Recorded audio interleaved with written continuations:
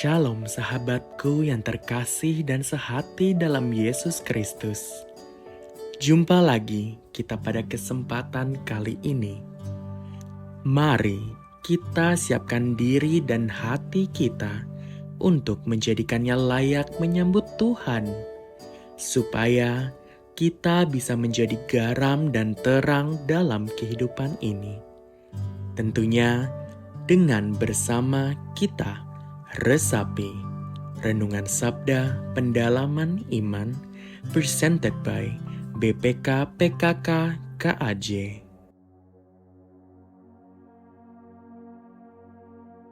Bacaan diambil dari Injil Matius bab 18 ayat 21 sampai 35. Kemudian datanglah Petrus dan berkata kepada Yesus, "Tuhan, sampai berapa kali aku harus mengampuni saudaraku jika ia berbuat dosa terhadap aku? Sampai 7 kali?" Yesus berkata kepadanya, "Bukan, aku berkata kepadamu, bukan sampai 7 kali, melainkan sampai 70 kali 7 kali.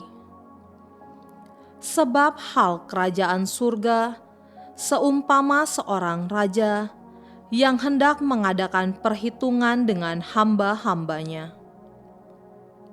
Setelah ia mulai mengadakan perhitungan itu, dihadapkanlah kepadanya seorang yang berhutang 10.000 talenta. Tetapi karena orang itu tidak mampu melunasi hutangnya, raja itu memerintahkan supaya ia dijual beserta anak istrinya dan segala miliknya untuk membayar hutangnya. Lalu sujudlah hamba itu menyembah dia, katanya, 'Sabarlah dahulu, segala hutangku akan kulunasi.' Tergeraklah hati raja itu oleh belas kasihan, sehingga ia membebaskannya dan menghapuskan hutangnya. Tetapi ketika hamba itu keluar, ia bertemu dengan seorang hamba lain yang berhutang 100 dinar kepadanya. Ia menangkap dan mencekik kawannya itu, katanya, 'Bayar hutangmu.' Lalu sujudlah kawannya itu dan memohon kepadanya, 'Sabarlah dahulu, hutangku itu akan kulunasi.' Tetapi ia menolak dan menyerahkan kawannya itu ke dalam penjara sampai ia melunasi hutangnya. Melihat itu, kawan-kawannya yang lain sangat sedih, lalu menyampaikan segala yang terjadi kepada tuan mereka. Kemudian raja itu menyuruh memanggil orang itu dan berkata kepadanya, 'Hai hamba yang jahat, seluruh hutangmu telah kuhapuskan karena engkau memohon kepadaku. Bukankah engkau pun harus mengasihani kawanmu seperti aku telah mengasihani engkau?' Tuannya itu pun marah dan menyerahkannya kepada algojo-algojo sampai ia melunasi seluruh hutangnya. Demikian juga yang akan diperbuat oleh Bapa-Ku yang di surga terhadap kamu, apabila kamu masing-masing tidak mengampuni saudaramu dengan segenap hatimu." Demikianlah Injil Tuhan. Bro and sis, apa kabar? Kita pasti percaya bahwa kita ada karena lindungan Tuhan. Semoga kita semua selalu disertai dalam begitu banyak kegiatan sehari-hari, dan Allah Bapa yang bersama dengan Yesus Putranya dan Roh Kudus selalu ada pada kita semua. Injil pada hari ini bagus sekali. Kita akan bicara tentang pengampunan. Suatu kata yang sangat mudah untuk diucapkan, untuk dikatakan, tetapi tidak mudah untuk dilaksanakan. Namun Yesus mengajarkan suatu hal yang sangat baik. Nah, bro and sis, perikop tentang pengampunan ini dimulai dengan pertanyaan sang murid, Petrus. Simon Petrus datang kepada Yesus dan bertanya, "Tuhan, sampai berapa kalikah aku harus mengampuni saudaraku jika ia berbuat dosa terhadap aku? Sampai 7 kali kah?"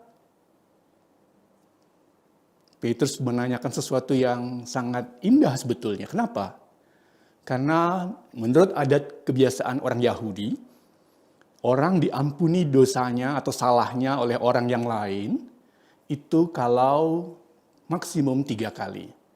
Jika dia 4 kali berbuat salah, maka no way katanya.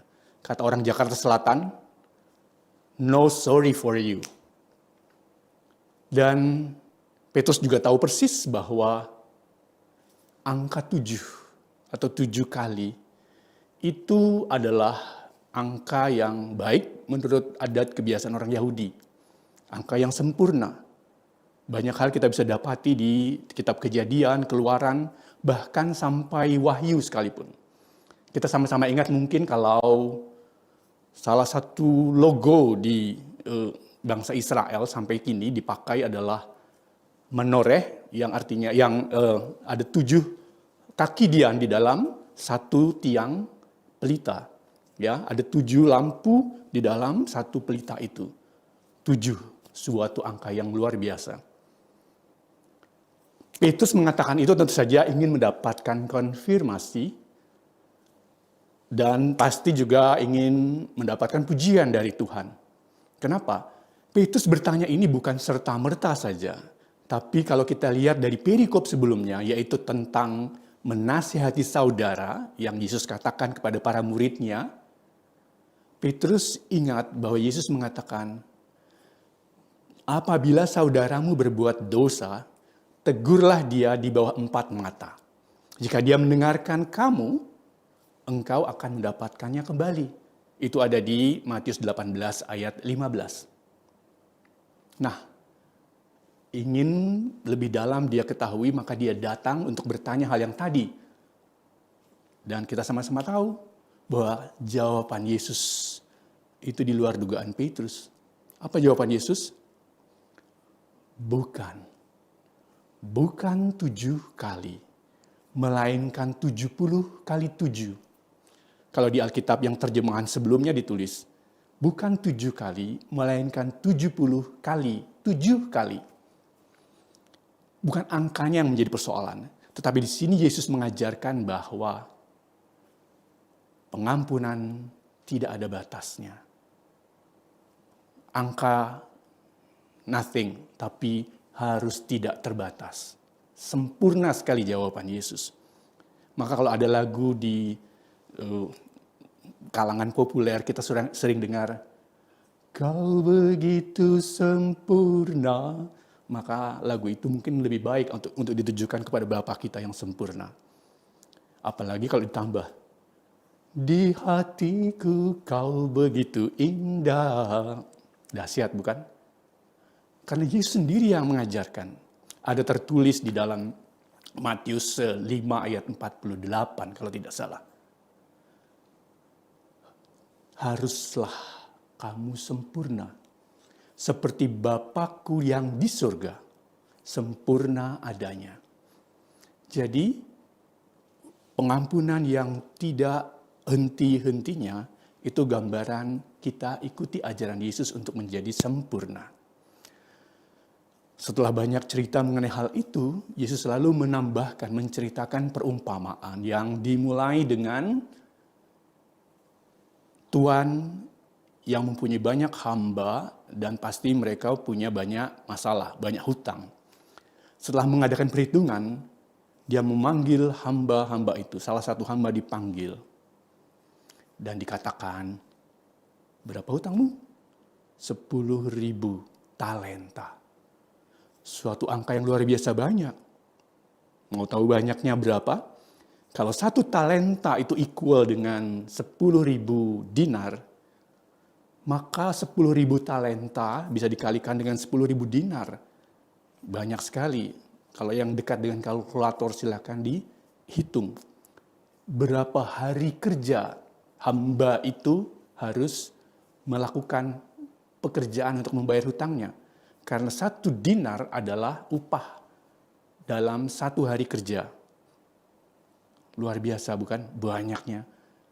Sangat ekstrim memang perumpamaan ini, seperti biasanya pada perumpamaan lain, Yesus selalu mengatakan banyak hal yang di luar dugaan, luar biasa. Tapi karena hamba itu merasa tidak mampu, dia datang pada tuannya, dia bersujud dan menyembah, dan dia minta ampun. Sabarlah dulu, utangku nanti akan kulunasi. Kita nggak tahu gimana cara melunasinya. Tapi Tuhan itu dengan penuh kebaikan, dengan hati yang penuh belas kasihan, dia tidak jadi untuk menghukum atau untuk meminta dia membayar. Walaupun tadi kalau didengarkan bacaan itu, cara membayarnya adalah jual orang ini beserta anak dan istrinya serta harta miliknya. Karena itu pun pasti belum cukup untuk membayar hutangnya. Tetapi karena hamba ini datang bersujud dan menyembah serta mohon ampun, maka Tuhan itu dengan penuh belas kasihan membebaskannya dari hutang, melepaskannya dari tuntutan, sehingga dia boleh sukacita harusnya. Bro and sis, seperti itulah Bapa kita di surga. Betapa besar pun dosa salah kita, asal kita datang, sujud, menyembah, mohon ampun. Bapa yang Maha Rahim itu pasti dengan penuh belas kasihan mengampuni kita, membebaskan dan melepaskan kita dari keterikatan dosa. Luar biasa. Tapi apa yang dilakukan oleh hamba yang tadi itu? Setelah keluar dari ruang tuannya, bertemu dengan hamba yang lain, yang kebetulan berhutang 100 dinar saja. Hamba yang sudah diampuni luar biasa oleh Tuhan, mengangkat lehernya, mencekik sambil berteriak, bayar hutangmu. Dan hamba itu persis seperti dia, sujud menyembah, sabarlah dulu, nanti kuhutangi, nanti ku lunasi semua hutangku, katanya. Ada ampun? Tidak ada ampun. Dia tidak mau mengampuni, memaafkan. Sehingga dibawanya orang itu ke penjara. Lalu dalam cerita berikut, teman-teman hamba ini tahu persis betapa jahatnya orang ini, melaporkan kepada tuannya. Dan tuannya pasti marah. Lihat, dia katakan, kamu udah diampuni, seharusnya kamu lebih penuh kasih, karena hutangmu tuh besar banget, hutang dia cuma 100 dinar. Apa yang terjadi? Hamba yang jahat ini diserahkan ke dalam penjara bersama dengan para algojo dan harus mungkin kerja paksa sampai seumur hidupnya. Dan bagus sekali pada ayat terakhir. Seperti itulah Bapakku yang di surga. Kalau kamu tidak saling mengampuni, kamu pasti akan berhadapan dengan para algojo dan kamu akan masuk penjara. Kamu akan susah. Saudara, kita bicara pengampunan, ternyata pengampunan itu bukan hanya untuk kita yang mengampuni, tetapi untuk mereka yang diampuni, itu menambah sukacita. Saya punya kisah. Pernah suatu hari saya mengantar anak untuk berangkat kuliah. Lalu dalam perjalanan keluar dari rumah, itu melewati ada tanjakan yang lumayan tinggi. Dan saya sudah hati-hati, pelan-pelan, tiba-tiba mobil di depan saya, sebuah truk yang isinya pasir penuh, mundur. Dan langsung munduri mobil saya walaupun sudah jauh. Saya sudah bingung belok kiri kanan karena di sebelah kiri parit besar, sebelah kanan mobil banyak lalu lalang. Akhirnya saya dengan menahan rem, mobil itu nabrak dan bumper atau bagian kap mobil saya tuh rusak. Bisa dibayangkan betapa terkejutnya saya dan anak saya di samping saya. Dan supir itu keluar sambil seperti orang mau nangis. Segala macam, minta maaf, minta maaf. Ayo kita ke pinggir dulu. Saya cuma menasihati, Bapak jangan seperti itu. Saya masih bisa selamat karena saya dilindungi Tuhan. Bagaimana kalau tiba-tiba ada orang dengan banyak penumpang di dalamnya dan langsung ke gilas mobil itu mati semua. Truk pasir besar. Lalu saya minta nomor telepon bosnya yang ada di toko bangunan. Saya beritahu kejadian ini supaya pasti juga jangan dimarahi tapi harus diberitahu, diberi sanksi untuk tidak lakukan hal yang sama lain kali. Apa? Karena ternyata supir itu bilang, memang mobil ini sudah lama harusnya masuk bengkel. Nah, saya tidak tahu apa yang terjadi, mereka langsung lakukan banyak hal pasti dan kita berpisah. Tapi saya melihat raut wajah supir itu. Ketika kita mengampuni, ternyata kita bukan cuma membahagiakan diri orang yang diampuni, tetapi kita pun tidak terbeban. Allah ada di dalam kita, dalam orang itu, dan pasti juga di dalam saya. Luar biasa. Bro and sis, memang bukan persoalan besar soal yang tadi kemunduran itu. Tetapi ternyata peristiwa-peristiwa kecil kalau kita alami dan kita harus pegang ajaran-ajaran Tuhan untuk saling mengampuni, maka itu akan membahagiakan orang lain dan kita sendiri. Rasul Paulus juga pernah mengajarkan pada setiap kita melalui Efesus 4 ayat 32 kalau tidak salah. Tetapi hendaklah kamu ramah seorang terhadap yang lain, penuh kasih mesra dan saling mengampuni, sebagaimana Allah di dalam Kristus telah mengampuni kamu. Itu ayat yang terus kita harus ingat. Ternyata begitu besar kasih Allah. Dan mau tahu yang lebih dahsyat lagi? Setiap kita sudah ditebus, sudah diampuni sebetulnya. Ya, saya sangat teringat dengan ayat 3, bab 3 ayat 16 dari Yohanes. Karena begitu besar kasih Allah akan dunia ini, sehingga Dia mengaruniakan anaknya yang tunggal, supaya barang siapa yang percaya kepada Dia tidak binasa, melainkan beroleh hidup yang kekal. Hendaknya kita memang tidak perlu ingat-ingat saja, tetapi masuk di dalam hati dan lakukan itu. Begitu besar kasih Allah pada kita. Bro and sis, setiap hari kita nggak tahu berapa kali berdoa Bapa kami. Ada salah satu kata atau kalimat yang tertulis. Dan ampunilah kesalahan kami seperti kami mengampuni yang bersalah kepada kami. Mari kita coba hayati perkataan itu. Maukah kita terus mengampuni apapun itu? Karena ternyata akhirnya mengampuni itu bisa menjadi way of life, gaya hidup, untuk kita tetap berpegang pada Tuhan. Pertanyaannya, mengapa kita harus mengampuni? Bisa jadi ada 3 jawabannya yang saya ingat. Yang pertama, karena ajaran kasih dari Yesus sendiri. Yesus mengajarkan begitu banyak hal tentang pengampunan. Pada bacaan hari ini, pada bagian akhir, juga Yesus ingatkan, ampunilah seorang terhadap yang lain.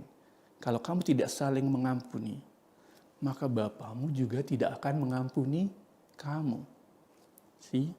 So, ajaran Yesus mengampuni. Yang kedua, mengampuni dengan tulus itu bisa mengatasi amarah. Bisa mengatasi keinginan untuk balas dendam. Dan pada akhirnya bisa mengatasi kepahitan. Karena kita tidak membawa beban itu di dalam hidup kita. Ingat ada lagu. Ketika hatiku telah disakiti, ajarku mengerti, hati mengampuni. Maka untuk itu kita harus membawa dalam doa dan minta untuk mempunyai hati yang mengampuni. Mengapa kita mengampuni? Yang ketiga, ternyata pengampunan itu membawa damai sejahtera di dalam diri kita.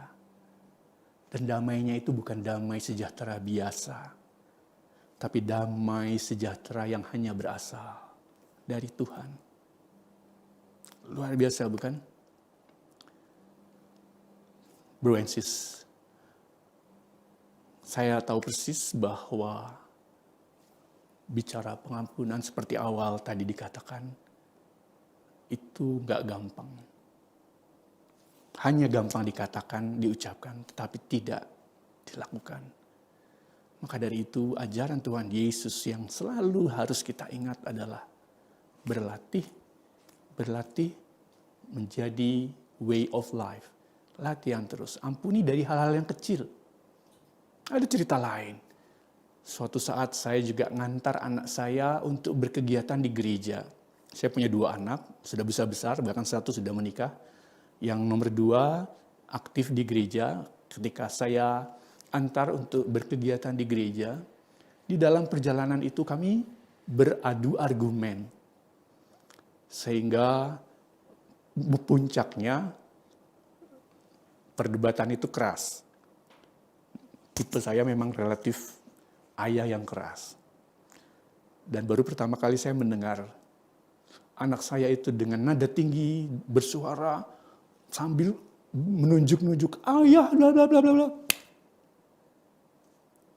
Saya terkejut dan sambil setir saya diam.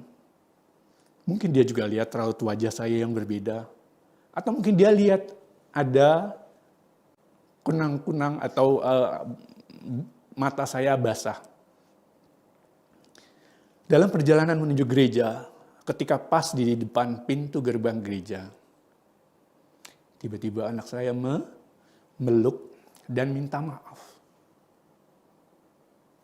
Bro and sis, ada begitu banyak kejadian-kejadian kecil di dalam kehidupan kita sehari-hari yang Tuhan taruh untuk menguji kita.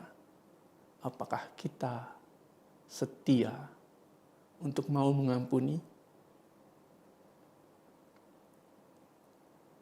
Anak saya memeluk, mencium saya, minta maaf. Dan saya sambil senyum, pegang kepalanya, yes. Jadi ya, langsung saya balik.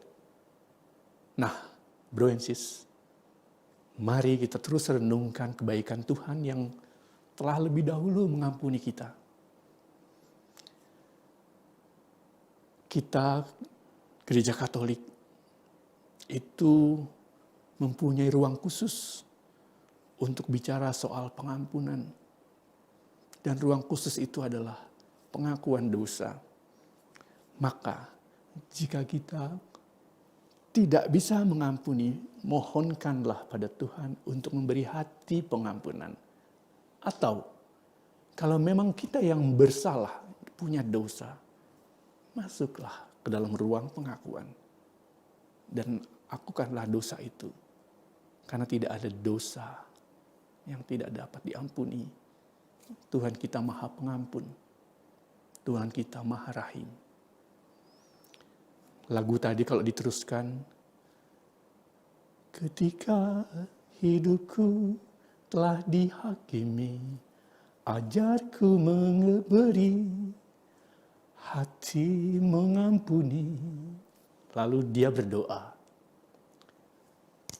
ampuni bila kami tak dapat mengampuni yang bersalah kepada kami. Seperti siapa? Seperti hati Bapa yang terus mengampuni karena Dia Maha Rahim. Francis, ini adalah kesempatan untuk kita merenung, lihat hati kita bersama-sama dengan Tuhan yang menilik hati kita. Saya mengajak Anda untuk tunduk berdoa. Dalam nama Bapa dan Putra dan Roh Kudus. Amin. Allah Bapa yang selalu kami sembah di dalam nama Yesus Tuhan, kami bersyukur untuk hari ini Engkau ajarkan pada kami untuk lebih setia padamu, terutama dalam hal mengampuni. Kami percaya Tuhan, telingamu tidak kurang tajam, tanganmu tidak kurang panjang untuk menolong kami. Jika hati kami keras, jika hati kami tidak mampu mengampuni, Tuhan hari ini berilah hati yang baru untuk kami mampu mengasihi, mampu mengampuni, mampu memaafkan mereka yang berdosa, yang bersalah kepada kami. Terima kasih Tuhan untuk kesempatan ini. Biarlah hari-hari berikut kami semakin mengerti bahwa Allah yang Maha Rahim sudah lebih dulu mengampuni dosa kami. Maka tinggal kami harus bagaimana mengikuti kehendak-Mu, ajaran kasih-Mu. Doa ini kami panjatkan kepadamu ya Allah. Karena Yesus Tuhan dan Juru Selamat kami yang hidup kini dan sepanjang masa. Amin. Dalam nama Bapa dan Putra dan Roh Kudus. Amin. Tuhan memberkati.